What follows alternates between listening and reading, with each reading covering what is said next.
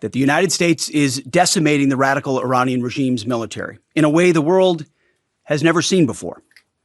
Never before has a modern, capable military, which Iran used to have, been so quickly destroyed and made combat ineffective, devastated. Camp Buehring, Kuwait. American soldiers enjoying a karaoke night at one of the biggest U.S. military hubs in the Gulf. That was then. This is now.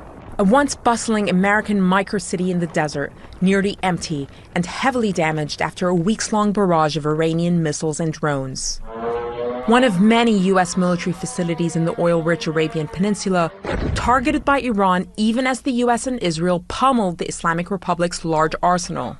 So we were not to take the word of the liar-in-chief and the Secretary of War who likes to say hoo-ha loud enough to drown out dissent? A CNN investigation found evidence of unprecedented destruction. We can reveal that strikes damaged at least 16 U.S. installations across 8 countries.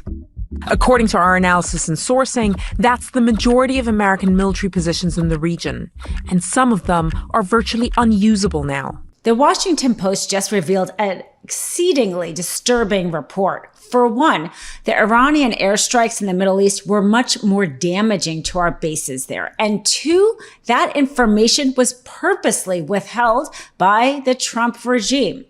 So what happened exactly, according to the Washington Post? The Iranian airstrikes were actually quite precise, probably because Russia evidently helped them to know where to strike, but also the amount of destruction.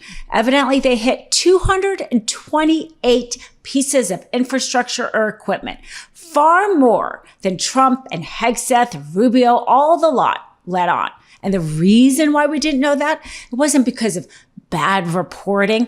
It was because they specifically asked the satellite companies to not reveal images of that area, so we could not see what was happening.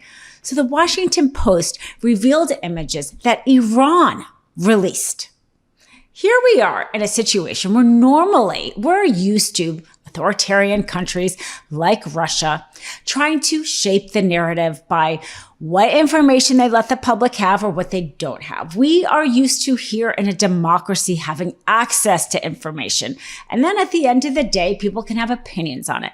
They can vote in or out their leaders. They can decide whether or not to vote out their congressional member. After all, Congress is the one who's supposed to authorize going to war in the first place, putting men and women in harm's way, never mind paying for the war.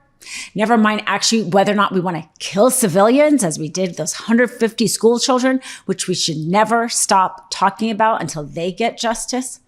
Well, here it turns out, according to this Washington Post report, that the satellite companies complied with the United States' request and did not release these. So they had to turn to information released by Iran, and they were able to basically authenticate those images in part by using images from satellites from the European Union. Those were not as clear of images, but they were able to, I guess you could say, cross-check those images with the ones with Iran to determine the accuracy of the images that they were seeing, the accuracy of the devastation of those airstrikes. We have been lied to.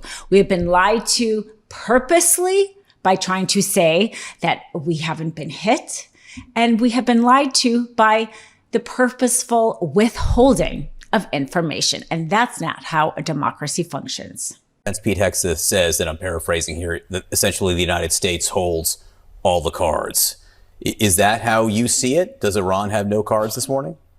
Iran has a lot of cards, and you're seeing them in real time.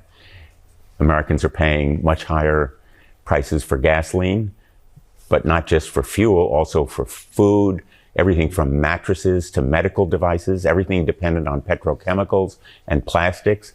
And the world economy is at risk, all because Iran still holds cards. And here's a lesson. You can't count on war being quick and easy. You can't base it on bombast and bluster or bombing alone. And the costs of this war have yet to be fully felt. or calculated. And I would just emphasize this point. This administration has concealed a lot of the costs.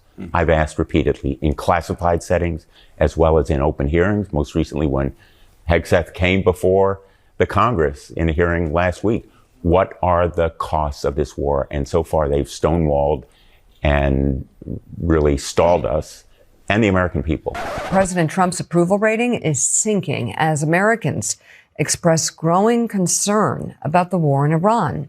The latest NBC News poll has Trump's approval at 37%, the lowest of his second term, while 63% disapprove. The poll finds 2/3 of Americans disapprove of Trump's handling of the war with Iran, including 54% who strongly disapprove.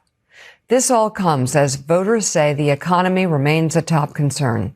According to the poll, 29% say it's the issue that matters the most to them right now, while 24% say threats to democracy and 12% said health care and 10% said crime and safety. Trump's approval is cratering. He's in about the high 30s now, which is where Nixon was when he resigned. In terms of the war, only 30% approve of it. I mean, there's going to be a segment of the population that's going to agree with Trump no matter what. They are truly going to believe his lies. They're going to get information from Newsmax and who knows where else. There will be no light between Trump and him. So to have such a low approval despite Fox out there using their messaging is shocking. And it shows how badly Trump and Hegseth and Rubio and all the rest are in handling this. Basically, starting a war with no end goal, killing civilians, and now trying to open up a strait that was already opened. Even the Megyn Kellys of the world, not just the Democrats, even the Megyn Kellys of the world are calling him out for this war. I mean, I don't know about you, but I am sick of this shit. I'm sick of it. Can't he just behave like a normal human? I mean, honestly, like the president, 3D, yes, shut up. Fucking shut up about that shit. You don't threaten to wipe out an entire civilization. We're talking about civilians just casually in a social media post. You know, like I am the first to try to understand Trump and his strategy and to not freak out over his weird social media posts and language that is loose and incendiary. Truly, I've lived with it for 10 plus years. I learned it the hard way when I was on the receiving end of it for 9 months. And truly, I think that was a gift to me in many ways because it helped me really come to understand what he does with his social media. But this is completely irresponsible and disgusting. This is wrong. It's wrong. He should not be doing it. I don't care that it's his negotiation tactic is to kill an entire country full of civilians, men, women, and children.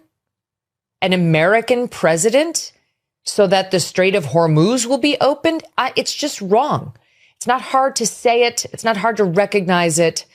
I wish he would stop doing this. Like, he can't negotiate without doing this. What does that say about him?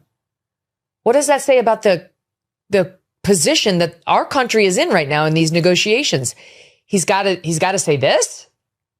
He can't be a dignified, strong leader without threatening a bunch of war crimes. Love this video? Support independent media and unlock exclusive content, ad-free videos, and custom emojis by becoming a paid member of our YouTube channel today. You can also gift memberships to others.